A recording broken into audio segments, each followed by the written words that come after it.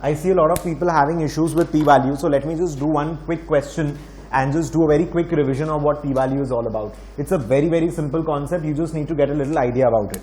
So say for example, we have a hypothesis statement where the alternate and the null hypothesis is provided. Let's say mu greater than 7 and mu less than 7, the standard deviation being equals to, let's say for example 3, and x bar is equal to, let's say for example 10, and I need to do the hypothesis testing for the same. Less than equal to, we always have an equal to sign in H0. I will take another example wherein I'll be doing a two-tailed test. Using a two-tailed test, we will be doing p-value.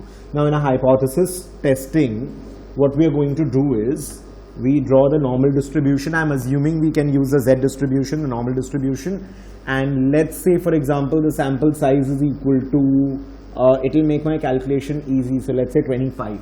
So we'll have to use standard error.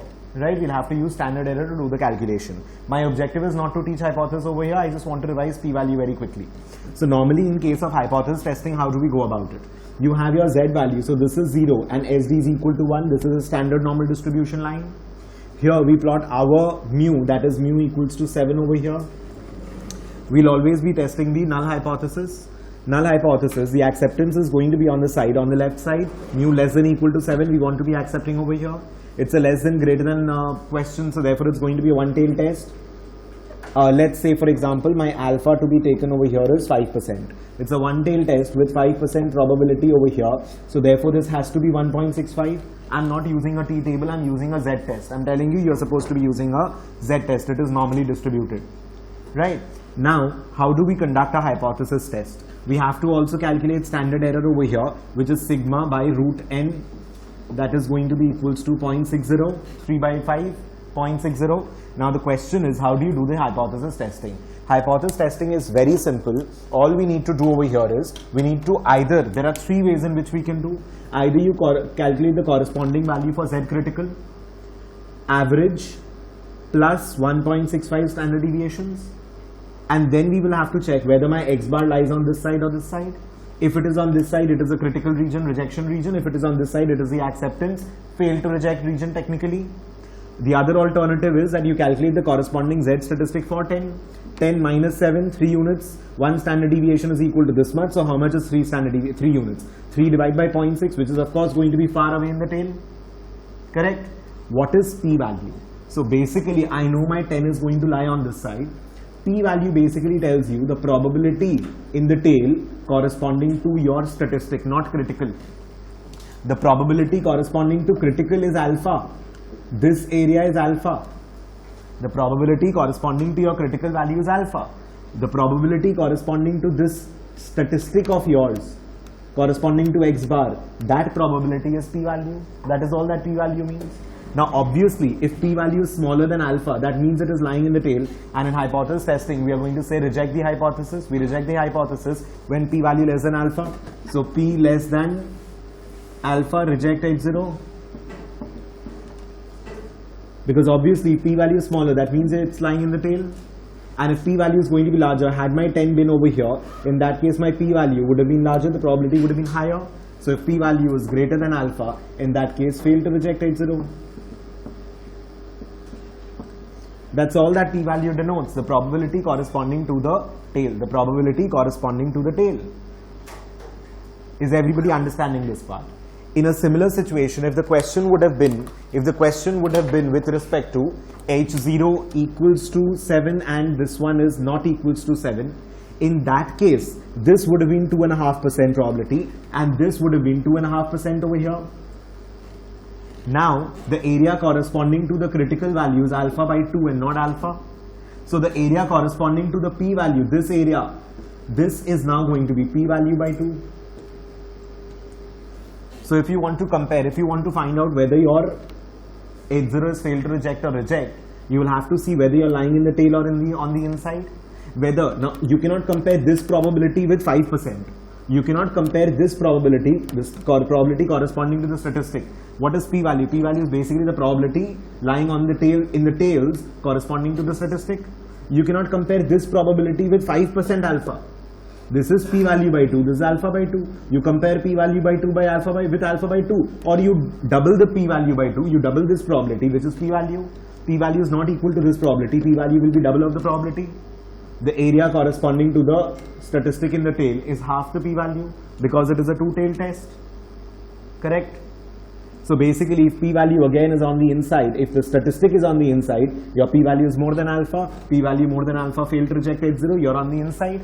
If p value is more than alpha, that means you're on the inside to have more probability in the tail. That means you're on the inside, and in this case, you're on the outside. The advantage of p-value is that for every alpha, let's say alpha is 1%, 2%, 5%, 3%, you have to every time calculate the corresponding statistic, or even if you have calculated the corresponding statistic to 10, you'll have to every time check a critical value and then do the answer. But if I have the p-value, I don't need to calculate again and again any critical value, any statistic or anything. Say for example, if my p-value is equal to 1.2%, let's say. In that case, for all the values, 1.3, 1.4, 1.5, 2, 3, 4, 5 alpha, whatever be the alpha, if alpha is more than 1.2%, that means it's reject. And if alpha is 1.1%, 1%, 0.9%, 0.8%, 0.5%, whatever be the alpha, you're always going to be on the inside. It is going to be fail to reject. So therefore, if we have calculated p-value to test the alternate hypothesis, to test the null hypothesis, I don't have to every time check for a new critical value or a calculate a corresponding value and again check the same thing. My hypothesis testing for every single alpha is done. There is a statement where students get confused. That is the smallest level of significance for which the null hypothesis can be rejected. The smallest level of significance for which the null hypothesis can be rejected is equal to your p-value. Let's understand that. Let's say for example p-value is 1.2%. Now if alpha is 5%, 4%, 3%, it's always rejected. If alpha is 5%, my p-value, so basically my statistic, this is my statistic 10, this probability is 1.2%.